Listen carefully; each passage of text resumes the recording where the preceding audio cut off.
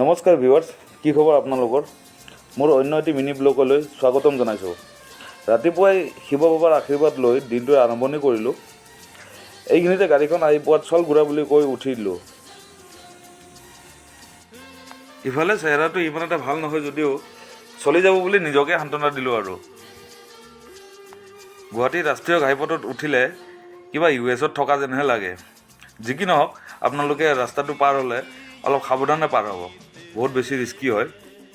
আৰু ইফালে মোৰ বন্ধুজনে ৰ'দত কক বকাই কামত ব্যস্ত আৰু ইফালে বপৰাই ভিডিঅ'ত ব্যস্ত। যিয়ে নহওক, কামৰ মাজতে আপোনালোককো অলপ মনোৰঞ্জন দিব চেষ্টা কৰিলোঁ। আপোনালোকৰ গাড়ীটো পুতলাই ৰাজ কৰে আৰু আমাৰ গাড়ীৰ হাথিয়াৰে ৰাজ কৰে। এই সৰু গণেশ বাবাৰ মূৰ্তিটো দেখিছেনে? কেনেকুৱা লাগিছে জনাবচোন। আৰু ইফালে আমি কেতিয়াবা দুপৰীয়াৰ সাজ পাহৰি এনেকৈও পাৰ কৰোঁ। কামৰ ব্যস্ততাত থকা যায় যিহেতু। এনেকৈ আমি অন্য এটা ঠাইলৈ বুলি ৰাওনা হ'লোঁ। এই জেগাটো কোনে কোনে চিনি পাইছে কমেণ্ট এটা কৰি জনাবচোন। বাৰু, আজিলৈ ইয়াতে সামৰণি মাৰিলোঁ। আকৌ কাইলৈ নতুন এটা ভিডিঅ'ৰ সৈতে লগ পোৱাৰ আশাৰে সকলোকে বাই বাই দিলোঁ।